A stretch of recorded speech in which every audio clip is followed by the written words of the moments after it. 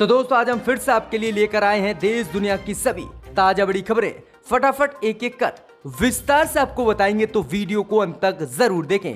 दोस्तों वीडियो बनाने में हमें काफी मेहनत लगी है, तो वीडियो को लाइक जरूर कर दें। जी दोस्तों, पहली बड़ी खबर में आपको बताएंगे जो बिग ब्रेकिंग न्यूज सामने निकल कर आ रही है कि चीन ने आज फिर दी भारत को युद्ध की धमकी। कहा युद्ध हुआ तो होगी भारत की करारी हार, नहीं काम आएगी अमेरिका की दोस्ती। वहीं बीएसएफ ने किया है खुलासा, पाकिस्तान और चीन रच रहे हैं भारत के खिलाफ साजिश, सतर्क रहने की जरूरत, कर सकते हैं हमला। इस बीच अगली खबर में आपको बताएंगे कि राहुल गांधी ने आज फिर से बोला मोदी सरकार पर हमला। कहा देश को मुसीबत में डालकर सुतुर्ग मुर्ग बन जाती है मोदी सरकार। इस बीच अगली खबर में आपको बताएंगे कि आरटीआई ने किया बड़ा खुलासा, रेलवे और हवाई अड्डे बेचने के बाद आज केंद्र की मोदी सरकार ने 26 सरकारी कंपनियों को बेचने का कर दिया ऐलान। अब वहीं देश को भी बेच देगी धीरे धीरे मोदी सरकार। इसी बीच अगली खबर में आपको बताएंगे कि मध्य प्रदेश से बीजेपी को तगड़ा झटका। आरएसएस के सर्वे से डरी बीजेपी मध्य प्रदेश में 27 सीटों पर पूरी तरह से हार रही है बीजेपी। वहीं बीजेपी की गिर सकती है मध्य प्रदेश में सरकार, फिर बनेगी कांग्रेस की कमलनाथ सरकार। इस बीच अगली खबर में आपको बताएंगे कि अक्षय कुमार की खुली पोल, गेम फौजी निकला कॉफी, फैंस बोले कहां है आत्मनिर्भर भारत, करोड़ों रुपया का कॉपी गेम से लगाने वाले थे देश को, अक्षय कुमार चुना, अब हो रहा है खूब विरोध प्रदर्शन।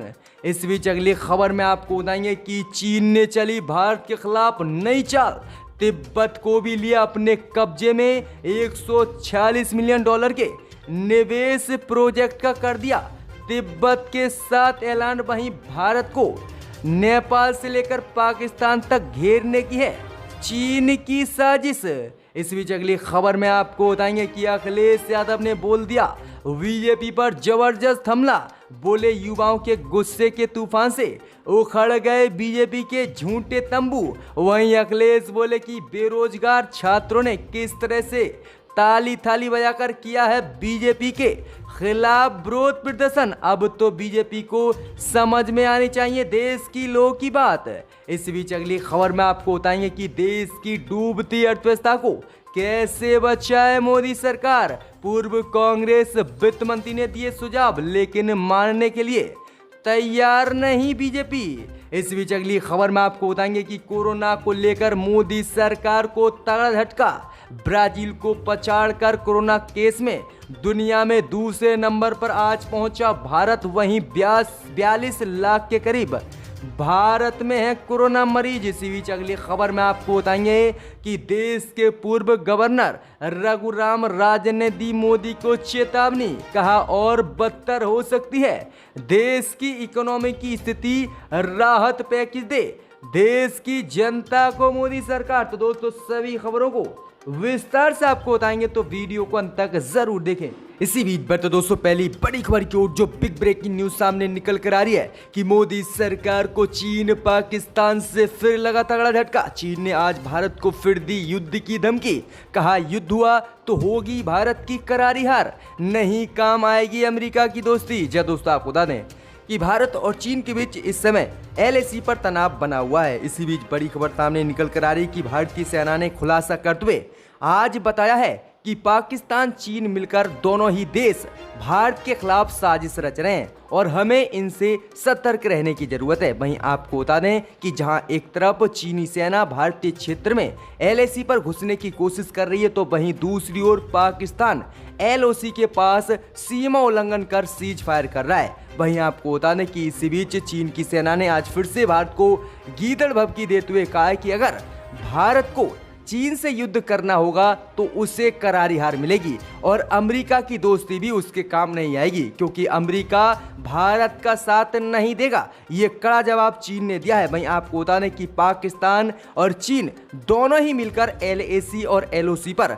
भारत के साथ तनाव बढ़ा रहे हैं और सीज फायर उल्लंघन कर भारत के कई क्षेत्रों पर कब्जा करने की कोशिश कर रहे हैं। तो ये बड़ी खबर सामने निकल कर आ रही कि चीन ने धमकी देते हुए कहा है कि अगर भारत और चीन के बीच युद्ध होता है तो जो है अमेरिका की दोस्ती भारत के काम नहीं आने वाली। इसी बीच पर तो दोस्तों अगली खबर की ओर तो राहुल गांधी ने आज फिर से मोदी सरकार पर बोला जबरदस्त हमला। कहा देश को मुसीबत में डालकर शुतुर्ग मुर्ग बन जाती है मोदी सरकार, इसके पास नहीं है किसी समस्या का समाधान। क्या दोस्तों आपको बता दें कि कांग्रेस के पूर्व अध्यक्ष राहुल गांधी ने एक बार फिर से केंद्र की मोदी सरकार पर जबरदस्त हमला बोला है। राहुल गांधी ने ट्वीट कर कहा कि मोदी सरकार देश को संकट में पहुंचाकर समाधान ढूंढने की बजाय शुतुर्ग मुर्ग बन जाती है।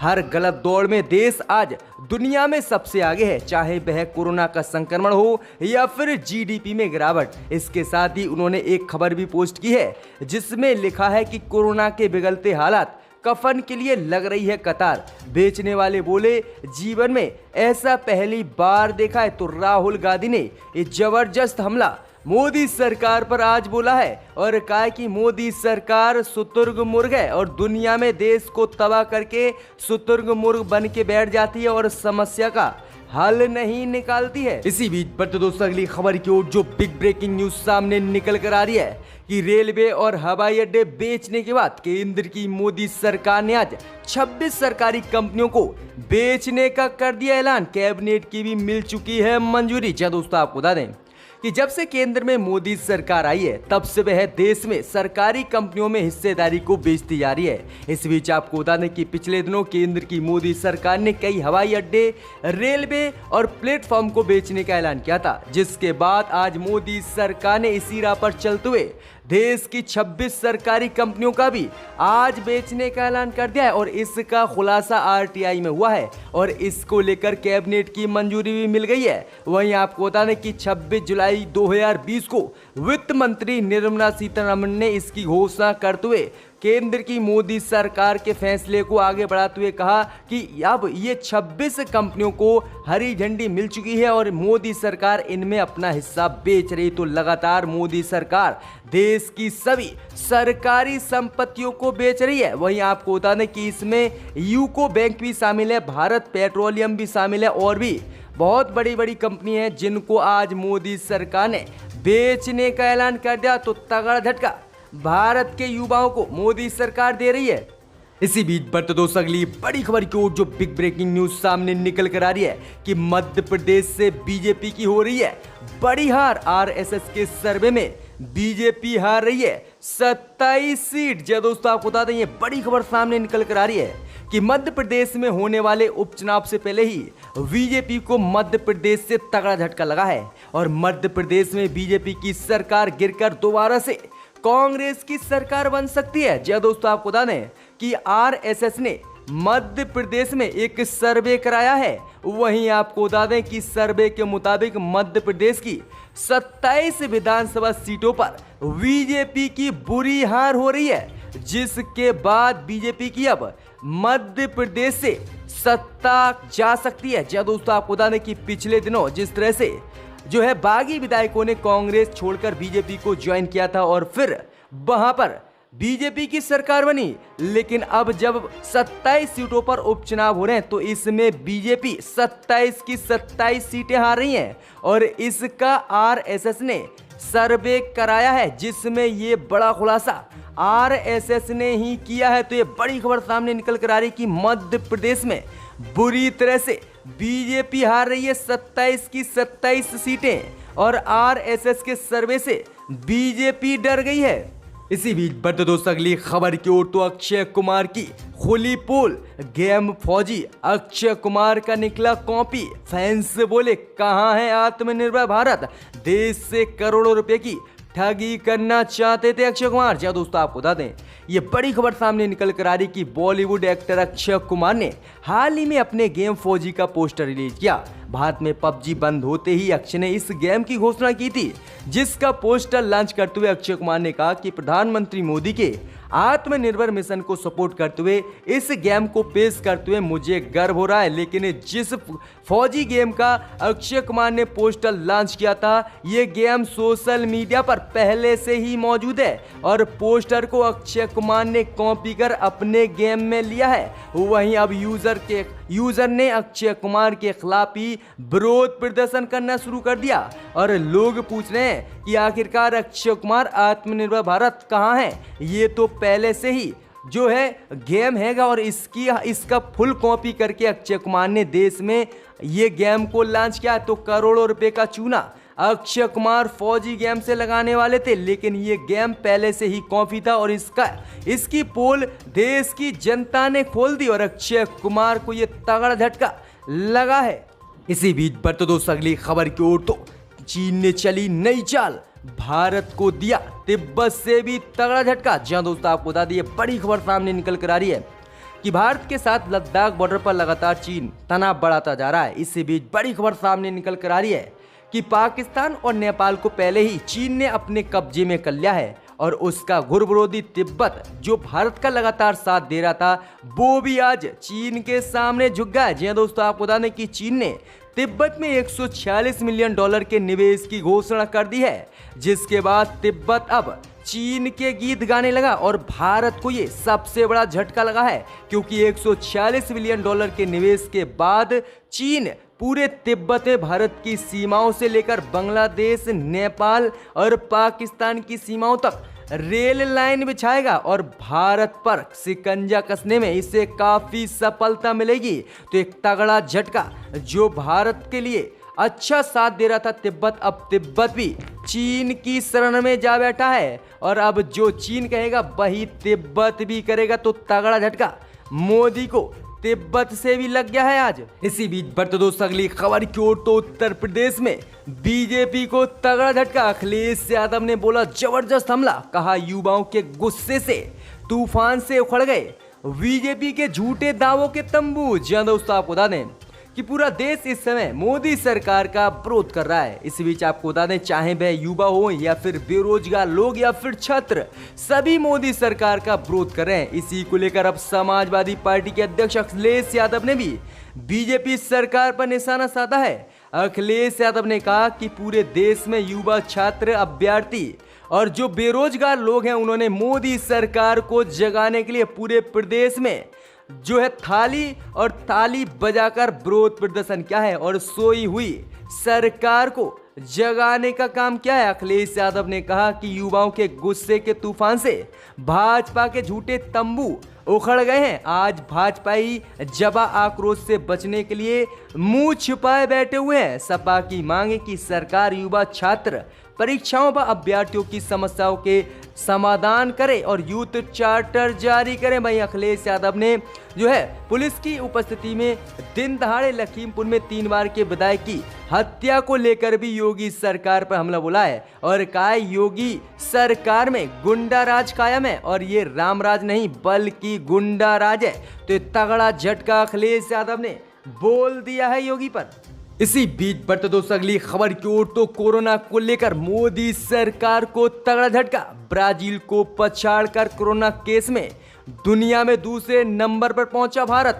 संक्रमितों की संख्या 42 लाख के करीब, लेकिन गोदी मीडिया है चुप। जी हां दोस्तों, आपको बता दें कि मोदी सरकार ने कोरोना को देखते हुए लॉकडाउन लगाया, लेकिन लॉकडाउन पूर्ण रूप से विफल हुआ और कोरोना भी नहीं रुका। इसी बीच बड़ी खबर सामने निकल कर आ रही कि कोरोना मरीजों की संख्या में अब दुनिया में दूसरा सबसे बड़ा कोरोना प्रभावित देश भारत बन गया है और ब्राजील को पीछे छोड़कर भारत आज दूसरे नंबर पर बन गया है। वहीं आपको बता दें कि दूसरा सबसे प्रभावित देश ब्राजील था, लेकिन ब्राजील में कोरोना केस कम हुए और अब भारत में कोरोना केस बढ़े और दुनिया में दूसरे नंबर पर भारत आ गया है। वहीं अमेरिका ही आगे है और बाकी सब देश भारत से पीछे हैं। तो दुनिया में दूसरे नंबर पर भारत आ गया है कोरोना मामले में, ब्राजील को ही पछाड़ दिया। लेकिन अब गोदी मीडिया मोदी सरकार से कोई सवाल नहीं पूछ रही है और चुप बैठी है। वहीं सुशांत सिंह राजपूत और कंगना रनौत पर ही अपना रामायण चला रही। तो बड़ी खबर है कि दूसरे नंबर पर दुनिया में भारत पहुंच गया है कोरोना केस को लेकर। इसी बीच बढ़ते दोस्तों अगली खबर की ओर, तो देश की डूबती अर्थव्यवस्था को कैसे बचाए मोदी सरकार, पूर्व कांग्रेस के वित्त मंत्री ने दिए मोदी सरकार को सुझाव। जी दोस्तों, आपको बता दें कि जिस तरह से मोदी सरकार के आते ही देश की अर्थव्यवस्था और जीडीपी माइनस में चलेगी और पूरी तरह से तबाह हो गई, अब इसी को बचाने के लिए कांग्रेस पार्टी के पूर्व वित्त मंत्री पी चिदम्बरम ने मोदी सरकार को सुझाव दिए हैं। उन्होंने कहा कि मोदी सरकार बैंकों से धन उधार ले और जो गरीब लोग हैं उनके खाते में डायरेक्ट पैसा दे, और जो 50% गरीब परिवार हैं उनको नगद पैसा उनके हाथ में दे, उन्हें खाद्यान्न दे और बुनियादी ढांचे पर खर्च बढ़ाने की मांग करे। उन्होंने कहा कि जब उनको पैसा मिलेगा तो देश की अर्थव्यवस्था चलेगी और लोग काम करेंगे, जिससे देश की अर्थव्यवस्था और मजबूत होगी।